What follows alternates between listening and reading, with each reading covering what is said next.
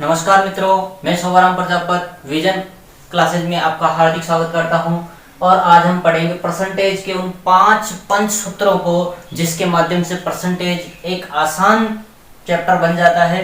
तो हम देखते हैं पहला कि यदि आपको बोला जाए कि किसी संख्या का इतना परसेंट कितना होगा, तो जिस संख्या के आगे का लिखा हुआ उसके आगे गुणा का चिन्ह लगाते हैं। सबसे पहली बात तो कहने का मतलब कैसे, जैसे मैं बोलूं कि 1200 का 15% कितना होगा, तो इस का की जगह क्या लिखेंगे मित्रों, 1200 इंटू 15 परसेंटेज का चिन्ह हटेगा तो नीचे 100, 2 जीरो से 2 जीरो और ये हो जाएगा 180। तो 1200 का 15% कितना होगा, 180। ये इस चीज से रिलेट करता है।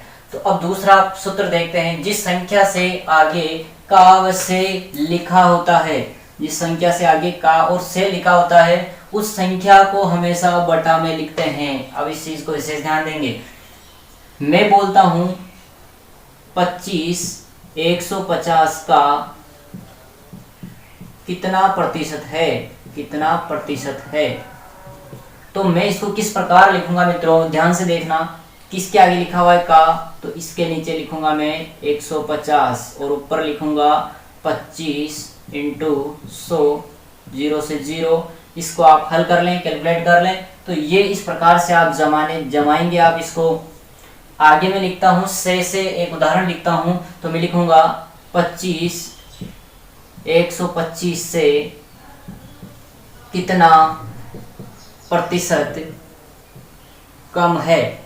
तो आप कैसे लिखेंगे इसको, नीचे क्या लिखेंगे मित्रों, 125, क्योंकि से किसके लिए आगे लिखा हुआ है 125 के नीचे। ये पूछ रहा है 25 125 से कितना परसेंट कम है, तो 25 125 से कितना कम है, तो यहाँ पर आंकिक मान में कितना कम है, 100 कम है, इंटू 100। तो 20, इसको 5 से काटें, कितने बार कटेगा ये, या 5 से काटेंगे तो कट जाएगा आपके 25 बार, और ये कितने बार कटेगा 20 बार। 25 से कितने बार कटेगा 4 बार, तो ये 80%।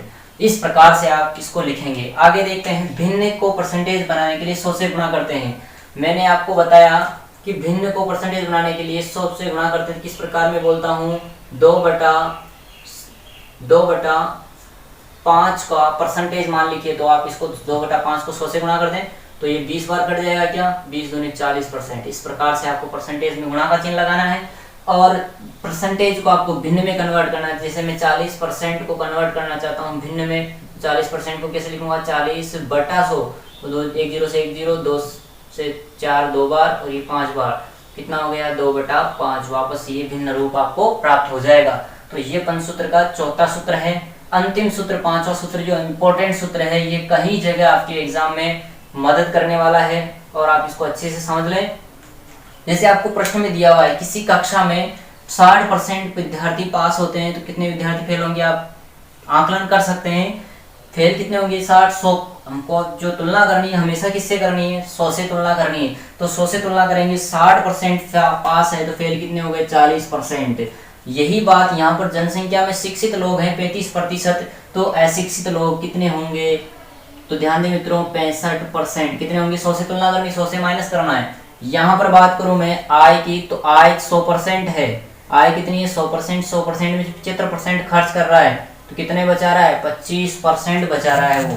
तो ये बातें रही प्रतिशत के पंचसूत्रों की, और इन पंचसूत्रों के माध्यम से आप परसेंटेज को बहुत आसान तरीके से हल कर पाएंगे। और आपकी जो हल करने की स्पीड है, एक्यूरेसी, जो टाइम आप लेते हैं वो टाइम भी आप धीरे धीरे कम लेंगे प्रश्नों को हल करने में। तो मैं वादा करता हूं आपसे, परसेंटेज को इन पंचसूत्रों से जोड़ करके बहुत आसान बनाने वाला हूं मैं। और विजन परिवार से आप जुड़े रहें इसी प्रकार। आपका धन्यवाद।